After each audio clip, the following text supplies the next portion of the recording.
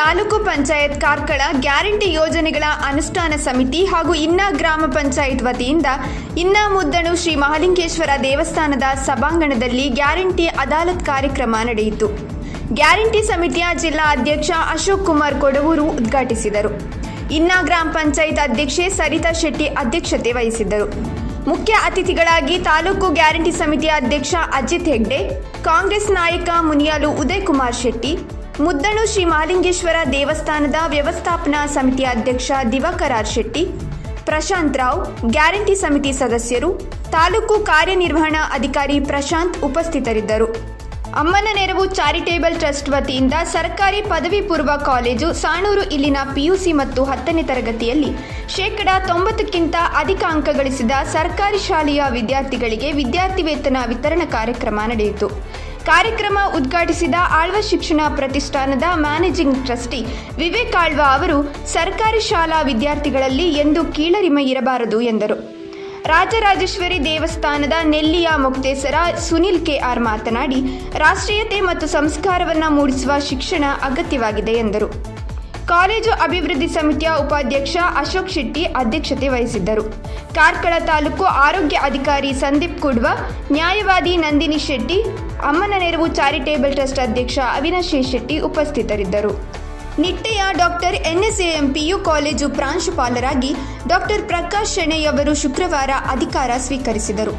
ಮುದರಂಗಡಿ ಪಿಲರ್ಖಾನ ನಿವಾಸಿಯಾಗಿರುವ ಪ್ರಕಾಶ್ ಶೆಣೆಯವರು ತಮ್ಮ ಬಿಎಸ್ಸಿ ಪದವಿಯನ್ನು ಕಾರ್ಕಳ ಭುವನೇಂದ್ರ ಕಾಲೇಜಿನಲ್ಲಿ, ಎಂಎಸ್ಸಿ ಶಿಕ್ಷಣವನ್ನು ಮಂಗಳೂರು ವಿಶ್ವವಿದ್ಯಾಲಯದಲ್ಲಿ ಪೂರೈಸಿರುತ್ತಾರೆ. ಸುರತ್ಕಲ್ ಎನ್ಐಟಿಕೆಯಲ್ಲಿ ಭೌತಶಾಸ್ತ್ರದಲ್ಲಿ ಪಿಎಚ್ಡಿ ಪದವಿ ಪಡೆದಿರುತ್ತಾರೆ.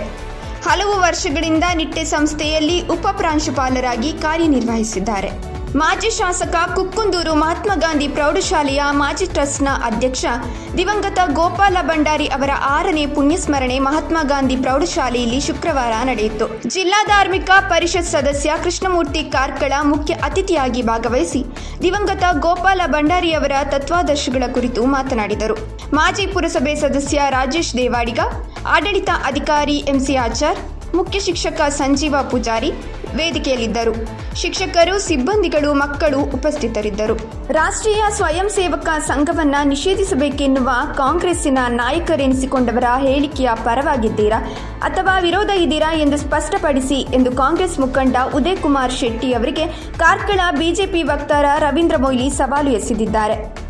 ಸಚಿವ ಪ್ರಿಯಾಂಕ್ ಖರ್ಗೆ ಅವರ ಆರ್ಎಸ್ಎಸ್ ಸಂಘ ನಿಷೇಧಿಸುವ ಹೇಳಿಕೆ ನೀಡಿದ್ದ ಎಂಎಲ್ಎ ಮಂಜುನಾಥ ಭಂಡಾರಿ ಪಕ್ಕ ಕುಳಿತು ಸಂಘ ನಿಷೇಧಿಸುವ ಹೇಳಿಕೆಯನ್ನ ಸಮರ್ಥಿಸಿಕೊಂಡ ಆರ್ಎಸ್ಎಸ್ ವಿರೋಧಿ ಕಾಂಗ್ರೆಸ್ಸಿನ ಉದಯ್ ಕುಮಾರ್ ಶೆಟ್ಟಿ ಮುನಿಯಾಲು ಅವರದ್ದು ಸಂಘ ನಿಷೇಧಿಸುವ ವಿಚಾರದಲ್ಲಿ ನಿಲುವೇನು ಎಂದು ಪ್ರಶ್ನಿಸಿದ್ದಾರೆ. ರಾಜ್ಯದಲ್ಲಿ ಅಧಿಕಾರದಲ್ಲಿದ್ದಾಗ ತಮ್ಮ ಸ್ವಾರ್ಥಕ್ಕಾಗಿ ಬಿಜೆಪಿಯ ನಾಯಕರೊಂದಿಗೆ ಸಖ್ಯ ಬೆಳೆಸಿಕೊಂಡು ಕೇಸರಿ ಶಾಲು ಹಾಕಿ ತಿರುಗಾಡಿದ್ದ ತಾವು ಕಾಂಗ್ರೆಸ್ಸಿನ ಟಿಕೆಟ್ ಪಡೆದು ಚುನಾವಣೆ ಎದುರಿಸಿ ಜನರ ವಿಶ್ವಾಸ ಪಡೆಯುವಲ್ಲಿ ವಿಫಲರಾದವರು. ನೀವು ಭಂಡಾರಿಯವರ ಪಕ್ಕದಲ್ಲಿ ಕೂತು ಆರ್ಎಸ್ಎಸ್ ನಿಷೇಧ ಮಾಡ್ತೇವೆ ಅಂತ ಹೇಳ್ತೀರಾ. ಈ ಹೇಳಿಕೆಯ ಪರವಾ ವಿರೋಧವಾ ಎಂದು ಸ್ಪಷ್ಟಪಡಿಸಿ ಎಂದಿದ್ದಾರೆ. ಆಪರೇಷನ್ ಸಿಂಧೂರ ಕಾರ್ಯಾಚರಣೆಯ ಸ್ವದೇಶಿ ನಿರ್ಮಿತ ಆಕಾಶ್ ಮಿಸೈಲ್ ಆಪರೇಟರ್ ಭಾರತೀಯ ಭೂಸೇನಾ ಯೋಧ ಶ್ರೀಕಾಂತ್ ಭಟ್ ಅವರೊಂದಿಗೆ ಸಂವಾದ ಹಾಗೂ ಸನ್ಮಾನ ಕಾರ್ಯಕ್ರಮ, ಅಭಿನಂದನಾ ಕಾರ್ಯಕ್ರಮವು ಕಾರ್ಕಳ ಸರ್ಕಾರಿ ಪಾಲಿಟೆಕ್ನಿಕ್ನಲ್ಲಿ ಶುಕ್ರವಾರ ನಡೆಯಿತು.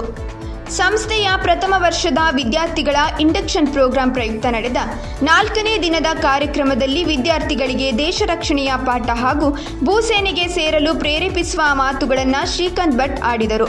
ಭೂಸೇನೆಯಲ್ಲಿ ಲಭ್ಯವಿರುವ ತಾಂತ್ರಿಕ ಅವಕಾಶ, ಆಪರೇಷನ್ ಸಿಂಧೂರ ಕಾರ್ಯಾಚರಣೆಯ ಮಾಹಿತಿಯನ್ನು ನೀಡಿದರು. ಪ್ರಾಂಶುಪಾಲ ಕುಮಾರ್ ಕೆಎಂ ಅಧ್ಯಕ್ಷತೆ ವಹಿಸಿದರು. ಯೂನಿಯನ್ ಬ್ಯಾಂಕ್ ಹಿರಿಯ ಪ್ರಬಂಧಕ ಸುರೇಶ್, ವಿಭಾಗ ಅಧಿಕಾರಿ ಚಿತ್ರಕುಮಾರ್, ಕೆವಿ ಪವಿತ್ರ ಎಸ್, ಮಲ್ಲಿಕಾ ಕೆ, ಪುನೀತ್, ಪತ್ರಕರ್ತೆ ರೇಷ್ಮಾ ಶೆಟ್ಟಿ ಮೊದಲಾದವರಿದ್ದರು. ಬ್ಲಾಕ್ ಕಾಂಗ್ರೆಸ್ ವತಿಯಿಂದ ಮಾಜಿ ಶಾಸಕ ದಿವಂಗತ ಗೋಪಾಲ್ ಭಂಡಾರಿ ಅವರ 6ನೇ ಪುಣ್ಯಸ್ಮರಣೆ ಆಚರಣೆಯು ಕಾರ್ಕಳ ದೇವಾಡಿಗ ಸುಧಾರಕ ಸಂಘದ ಸಭಾಂಗಣದಲ್ಲಿ ಶನಿವಾರ ನಡೆಯಿತು. ಕಾಂಗ್ರೆಸ್ ನಾಯಕ ಉದಯ್ ಕುಮಾರ್ ಶೆಟ್ಟಿ ಮುನಿಯಾಲು ಅಧ್ಯಕ್ಷತೆ ವಹಿಸಿದರು. ಜಿಲ್ಲಾ ಕಾಂಗ್ರೆಸ್ ವಕ್ತಾರ ಬಿಪಿನ್ ಚಂದ್ರಪಾಲ್ ನಕ್ರೆ, ಹಿರಿಯ ನ್ಯಾಯವಾದಿ ಶೇಖರ ಮಡಿವಾಳ, ಬ್ಲಾಕ್ ಕಾಂಗ್ರೆಸ್ ಅಧ್ಯಕ್ಷ ಶುಭದ ರಾವ್, ಕೆಪಿಸಿಸಿ ಸದಸ್ಯರಾದ ನೀರೇ ಕೃಷ್ಣ ಶೆಟ್ಟಿ, ಸುರೇಂದ್ರ ಶೆಟ್ಟಿ ಮಾತನಾಡಿ ನುಡಿನಮನ ಸಲ್ಲಿಸಿದರು. 82 ಯೂನಿಟ್ ರಕ್ತದಾನಗೈದ ದಾನಿಗಳಿಗೆ ಸಸಿ ಮತ್ತು ಸರ್ಟಿಫಿಕೇಟ್ ನೀಡಿ ಗೌರವಿಸಲಾಯಿತು. ಜರಿಗುಡ್ಡೆ ಸರ್ಕಾರಿ ಉರ್ದು ಹಿರಿಯ ಪ್ರಾಥಮಿಕ ಶಾಲೆಗೆ ಆರ್ಥಿಕ ಸಹಾಯವನ್ನು ವಿತರಿಸಲಾಯಿತು. ಹಿರಿಯ ಕಾಂಗ್ರೆಸ್ ನಾಯಕರಾದ ಮಂಜುನಾಥ ಪೂಜಾರಿ ಮುದ್ರಾಡಿ, ಜಿಲ್ಲಾ ಉಪಾಧ್ಯಕ್ಷ ಸುಧಾಕರ ಕೋಟ್ಯನ್, ಜಾರ್ಜ್ ಕ್ಯಾಸ್ಟಲಿನೋ, ಹೆಬ್ರಿ ಬ್ಲಾಕ್ ಅಧ್ಯಕ್ಷ ಗೋಪಿನಾಥ ಭಟ್, ನವೀನ್ ಅಡಿಯಂತಾಯ, ಬ್ಲಾಕ್ ಮಹಿಳಾ ಕಾಂಗ್ರೆಸ್ ಅಧ್ಯಕ್ಷೆ ಭಾನು ಭಾಸ್ಕರ ಪೂಜಾರಿ, ವಿವೇಕಾನಂದ ಶೆಣೈ, ಕಿರಣ್ ಹೆಗ್ಡೆ ಮತ್ತಿತರರು ಉಪಸ್ಥಿತರಿದ್ದರು. ಹೆಬ್ರಿಯ ಎಸ್ಆರ್ ಪದವಿ ಪೂರ್ವ ಕಾಲೇಜಿನಲ್ಲಿ ಕನ್ನಡ ಸಾಹಿತ್ಯ ಮತ್ತು ಸಾಂಸ್ಕೃತಿಕ ಸಂಘ ಉದ್ಘಾಟನೆ ಮತ್ತು ಅಭಿನಂದನಾ ಕಾರ್ಯಕ್ರಮ ನಡೆಯಿತು. ಹಿರಿಯ ಸಾಹಿತಿ ಹಾಗೂ ನಿವೃತ್ತ ಪ್ರಾಂಶುಪಾಲ ಡಾಕ್ಟರ್ ಪಾದೆಕಲ್ಲು ವಿಷ್ಣು ಭಟ್ ಉದ್ಘಾಟಿಸಿ ಮಾತನಾಡಿದರು. ಎಸ್ಆರ್ ಸಮೂಹ ಶಿಕ್ಷಣ ಸಂಸ್ಥೆಯ ಅಧ್ಯಕ್ಷ ಎಚ್ ನಾಗರಾಜ್ ಶೆಟ್ಟಿ ಅಧ್ಯಕ್ಷತೆ ವಹಿಸಿದರು. ಸಂಸ್ಥೆಯ ಕಾರ್ಯದರ್ಶಿ ಸಪ್ನಾ ಎನ್ ಶೆಟ್ಟಿ, ಕಾಲೇಜಿನ ಪ್ರಾಂಶುಪಾಲ ಪ್ರಶಾಂತ್, ಸಂಘದ ಸಂಚಾಲಕ ದೀಪಕ್ ಎನ್ ಉಪಸ್ಥಿತರಿದ್ದರು. ಕಾರ್ಯಕ್ರಮದಲ್ಲಿ ಹಿಂದಿನ ಶೈಕ್ಷಣಿಕ ವರ್ಷದಲ್ಲಿ ದ್ವಿತೀಯ ಪಿಯುಸಿ ವಾರ್ಷಿಕ ಪರೀಕ್ಷೆಯಲ್ಲಿ ಕನ್ನಡದಲ್ಲಿ ಪೂರ್ಣ ಅಂಕ ಗಳಿಸಿದ 7 ಮಂದಿ ವಿದ್ಯಾರ್ಥಿಗಳನ್ನು ಸನ್ಮಾನಿಸಲಾಯಿತು. ದೀಪಕ್ ಎನ್ ಪ್ರಸ್ತಾವನೆಗೈದರು. ಕನ್ನಡ ಉಪನ್ಯಾಸಕಿ ಪ್ರಗತಿ ಉದ್ಘಾಟಕರ ಪರಿಚಯ ನಡೆಸಿಕೊಟ್ಟರು. ವಿದ್ಯಾರ್ಥಿನಿ ಸ್ಫೂರ್ತಿ ನಿರೂಪಿಸಿ ಶಿವಾಜಿ ವಂದಿಸಿದರು. ಕಾರ್ಕಳ ತಾಲೂಕಿನ ಸಾಣೂರು ಗ್ರಾಮದ ಮುರತಂಗಡಿಯಲ್ಲಿ ಟ್ರಾನ್ಸ್ಫಾರ್ಮರ್ ದುರಸ್ತಿ ಕಾರ್ಯದ ವೇಳೆ ಸಂಭವಿಸಿದ ವಿದ್ಯುತ್ ಆಘಾತದಿಂದ ಲೈನ್ಮ್ಯಾನ್ ಆಸ್ಪತ್ರೆಗೆ ದಾಖಲಾಗಿರುವ ಘಟನೆ ನಡೆದಿದೆ. ರೆಂಜಾಳದ ಉಮೇಶ್ ಆಚಾರ್ಯ ಎಂಬವರು ಸಾಣೂರಿನಲ್ಲಿ ತಾತ್ಕಾಲಿಕ ಲೈನ್ಮ್ಯಾನ್ ಆಗಿ ಕಾರ್ಯನಿರ್ವಹಿಸುತ್ತಿದ್ದರು. ಜುಲೈ 4ರಂದು ಮಧ್ಯಾಹ್ನ ಟ್ರಾನ್ಸ್ಫಾರ್ಮರ್ ದುರಸ್ತಿಯಲ್ಲಿ ತೊಡಗಿದ್ದ ಸಂದರ್ಭ ತಾಂತ್ರಿಕ ಕಾರಣದಿಂದ ವಿದ್ಯುತ್ ಪ್ರವಹಿಸಿ ಅವರು ಕೆಳಕ್ಕೆ ಬಿದ್ದು ಪ್ರಜ್ಞಾಹೀನ ಸ್ಥಿತಿಗೆ ಒಳಗಾದರು. ಸಮಾಜದ ಶಾಂತಿ ನೆಮ್ಮದಿಗೆ ಅಪಾಯವನ್ನುಂಟು ಮಾಡುವ ಪ್ರಚೋದನಕಾರಿ ಸಂದೇಶವನ್ನು ಸಾಮಾಜಿಕ ಜಾಲತಾಣದಲ್ಲಿ ಹರಿಬಿಟ್ಟಿದ್ದ ಆರೋಪದ ಮೇರೆಗೆ ಕಾರ್ಕಳ ತಾಲೂಕಿನ ಇರುವತ್ತೂರು ಗ್ರಾಮದ ಆಶಿಕ್ ಎಸ್ ಎಂಬಾತನನ್ನು ಪೊಲೀಸರು ಶುಕ್ರವಾರ ಬಂಧಿಸಿದ್ದಾರೆ. ಸಮಾಜದ ಶಾಂತಿ ನೆಮ್ಮದಿಗೆ ಭಂಗ ಉಂಟು ಮಾಡುವ ಮತ್ತು ಸಮಾಜದ ಸ್ವಾಸ್ಥ್ಯ ಕೆಡಿಸಲು ಪ್ರಯತ್ನಿಸುವ ಸಂದೇಶ ಹಾಕಿದ ಆರೋಪ ಈತನ ಮೇಲಿದೆ. ಮುಂದಿನ ತನಿಖೆಗೆ ಸೆನ್ ಕ್ರೈಂ ಪೊಲೀಸ್ ಠಾಣೆಗೆ ವರ್ಗಾವಣೆ ಮಾಡಲಾಗಿದೆ. ಬಂಟ್ವಾಳದಲ್ಲಿನ ಅಡಿಕೆ ವ್ಯಾಪಾರಿ ಕೃಷಿಕರಿಗೆ ಕೋಟ್ಯಾಂತರ ರೂಪಾಯಿ ವಂಚಿಸಿ ಪರಾರಿಯಾದ ಘಟನೆ ನಡೆದಿದೆ.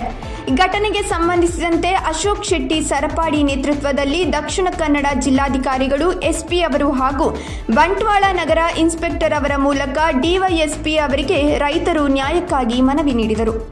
ದಕ್ಷಿಣ ಕನ್ನಡ ಸಂಸದ ಕ್ಯಾಪ್ಟನ್ ಬ್ರಿಜೇಶ್ ಚೌಟಾ ಅವರಿಗೂ ಮನವಿಯನ್ನ ಸಲ್ಲಿಸಿದ್ದಾರೆ. ಮಕ್ಕಳು ಡ್ರಗ್ಸ್ ಅಡಿಕ್ಟ್ ಆಗಿದ್ದಾರೆಂದು ಪೋಷಕರೇ ಪೊಲೀಸರಿಗೆ ದೂರು ನೀಡಿದ ವಿಲಕ್ಷಣ ಘಟನೆ ಮಂಗಳೂರಿನಲ್ಲಿ ನಡೆದಿದೆ.